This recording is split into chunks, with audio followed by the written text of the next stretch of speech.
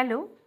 দুদিন ধরে বেশ ভালোই বৃষ্টি হচ্ছিল। আজকে বৃষ্টিটা একটু কমেছে, কিন্তু মাঝে মধ্যে ঝিমঝিম করে বৃষ্টি হচ্ছে।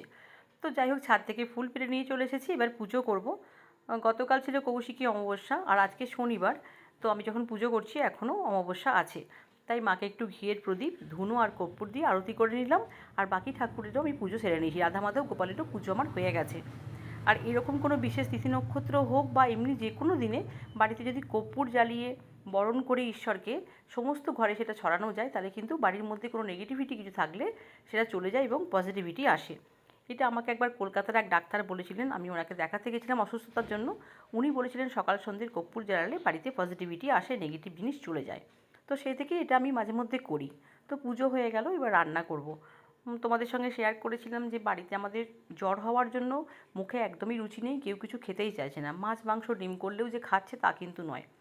তো বৃষ্টি হচ্ছে, তো ভাবলাম একটু বেগুন দিয়ে কিছু অন্যরকম বানাই। এমনি বানানো হয় বেগুনের ঝাল বা বেগুন পোস্ত, বেগুন বাসন্তী সবই বানানো হয়। আজকে আমি এটা এরকমভাবে বানাচ্ছি, দেখো তোমাদের কেমন লাগে। আর কি বলবো, বেগুনটা কাটতে গিয়ে দেখি বেগুন একটু পোকা ছিল, তো একটু কেটে বাদ দিয়ে দিলাম আর একটা ভালো বেগুন নিলাম। তারপর নুন, হলুদ, কাশ্মীরি লঙ্কার গুঁড়ো আর একটু ছাতু দিয়ে এটা কোট করে নিলাম। তেল গরম করে একটু ঢাকা দিয়ে বেগুনগুলো নরম করে ভেজে নিয়েছি। বেগুনটা ভাজা হতে হতে একটা মশলাও তৈরি করে নিয়েছি। সর্ষে নিয়ে এখানে নিয়েছি পোস্ত। পোস্ত, কাঁচা লঙ্কা, অল্প একটু বাদাম আর এক মুঠো কিশমিশ।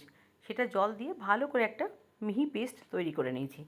আর যে পাত্রের মধ্যে বেগুনটা ভেজেছি তার মধ্যে আর একটু তেল অ্যাড করে দিয়ে দিয়েছি গ্রেট করা আদা, আরও কয়েকটা কিশমিশ। ভালো করে একটু ভেজে নিয়ে বেটে রাখা ওই পোস্ত, কাঁচা লঙ্কা যে পেস্টটা বানিয়েছিলাম ওটা দিয়ে অল্প একটু কাশ্মীরি লঙ্কার গুঁড়ো দিয়েছি আর হলুদ দিয়েছি কালারের জন্য। তেল ছেড়ে এলে অল্প জল দিয়ে ফুটিয়ে নিয়েছি। আর ভাজা বেগুনগুলো একটা পাত্রের মধ্যে রেখে ওপর থেকে গ্রেভিটা ঢাললেই তৈরি হয়ে যায় বেগুনের এই পদ। তো কেমন লাগলো এই রেসিপি আমায় কমেন্ট করে অবশ্যই জানিও। ভালো লাগলে লাইক করো, কমেন্ট করো, শেয়ার করো। লাঞ্চ তো হলো, আর লাঞ্চ শেষ হতে না হতেই হুড়মুড় করে, হ্যাঁ ঠিক ধরেছ, আবার নেমে গেল বৃষ্টি। বেশ ভালোই বৃষ্টি হচ্ছিল। দেখা যাক আবার কবে বৃষ্টি থামে। কেমন লাগলো জানিও ব্লগ। আবার আসবো নতুন কোনো ব্লগ নিয়ে। ততক্ষণ পর্যন্ত টাটা।